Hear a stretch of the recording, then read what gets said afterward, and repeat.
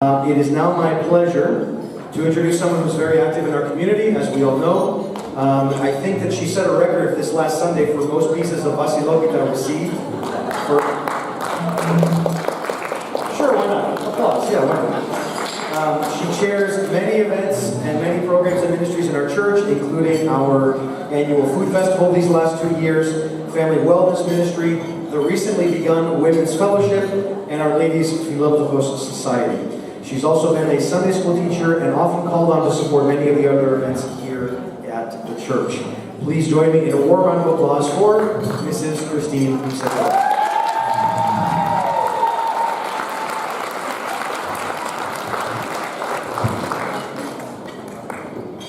Thank you, Father Nico. I am so happy to be with all of you today on this wonderful occasion. We are celebrating what many thought we couldn't do: raise money to build a new church and grow our community.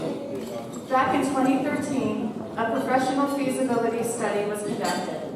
At that time, we were told that we could raise a maximum of $700,000 to $1.2 million for purchasing a new property as part of our building project.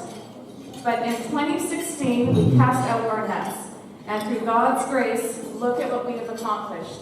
In just 3 years, we exceeded all expectations and received $3 million in capital campaign pledges from the Resurrection Community. Now that's something to celebrate.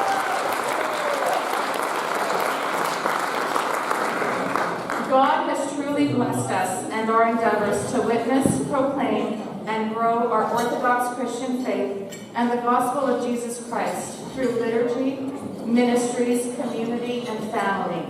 And with His continued grace, build an Orthodox church with Byzantine architectural design as a witness of our Orthodox faith in the Tri-Valley area. To tell us more about the building project and where we are today, please join me in welcoming Building Project Steering Committee Chairman, Mr. Fawaz Khanachet.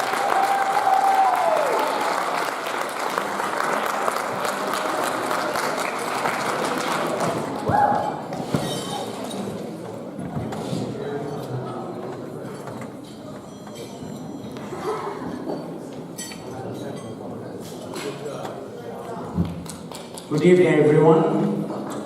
It is such a pleasure to be with all of you tonight. It's a fantastic opportunity to celebrate. You probably know by now how passionate I am about this building project for our community. Today I was remembering 11 years ago I was giving a report at church for our efforts. And Father Michael asked me to get to the Soleas to give the report. At the time, my granddaughter, Mary, was in my lap. She was in my lap, so I took her up to the Soleas and gave my report. The point here, I consider that I was actually her voice, because what we're doing now is not for me, it's not for us.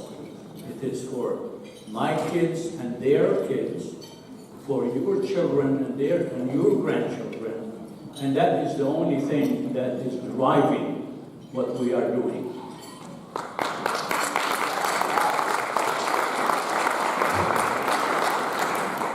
The future is what we need to think about, and we are doing that with God's grace very well, I believe. Now, a brief update. Some of you have heard at the General Assembly my update, but I'm going to tell you a few things. We have 3 irons in fire now that are reasonably have a good chance of success. Some of them to a different degree. We had put 3 letters of intent the last, I would say, 11 months, 10 months, 11 months. They didn't all succeed. We had one project that we were overbid. The other, second project, the seller decided to change their mind, and they did change their mind, and they wanted to lease instead of sell. And now we have an active letter of intent for a property just around Costco in West Livermore. It's on Airway exit.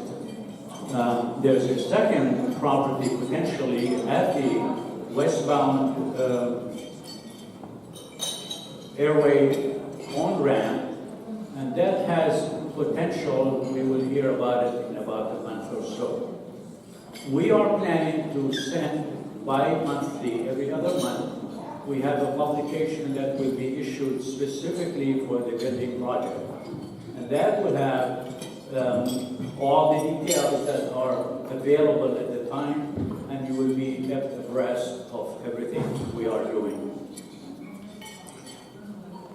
I want to take the opportunity to acknowledge some people who have helped with the steering committee. I want to acknowledge with gratitude Father Nikolaos' unwavering enthusiasm and energy. I want to acknowledge with gratitude the untiring efforts of George Retelas and Matthew Jamison, with the support of Marina Yunani and Joanna Haloulos.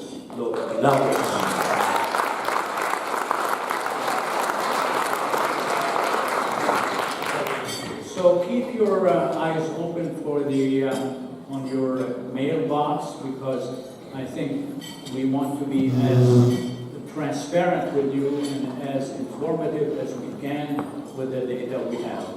We still need your prayers and support, and with that, I have no doubt that we will succeed. So in order to succeed, we need funds, we need money, and we need faith. And for those, I'm going to ask my dear friend Dimitri Haloulos to come up and update you on the capital campaign committee. Thank you very much. Dimitri?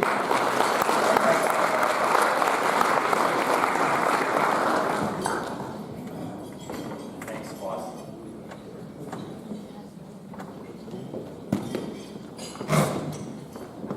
As Christine said in the opening, we sit today at $3,011,000 in pledges.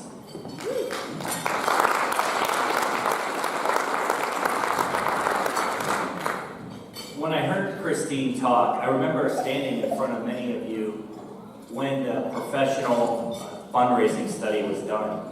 And it's amazing to say, not only are the pledges better, but we have $1,337,000 collected in the bank, which is more than the feasibility study said we could ever fundraise. So we can do the work Fawaz said and actually put letters of intent and go secure a property. What's amazing is all that has been done with 41 families. So I want to transition from talking about the money to actually talking about the composition of who's really made this happen. In the beginning, we heard from someone who talked about their family founded the church. They come to the church. We have people like that in the 41 families. Long tenure, committed to the church, multi-generational. We also have people that have been in the church less than 2 years in that families. We have married, single, old, young, Greek, non-Greek. But what's amazing is, and I speak personally, what brought us to this church when we moved out to California is the diversity of the parish. It's very accepting, and people come from a wide variety of background. What's unbelievable to me is if you look at the $3 million or the $1,337,000 collected, it's a collective effort of a diverse group of people. And as we think of our vision and witnessing our faith in moving forward, it's pretty impressive where we've been, and it's amazing to think where we could be. This endeavor we're talking about throughout this day has been a matter of faith. And with our faith, the finances have come. This is why I personally believe we will see greater things than what we see today in 2019.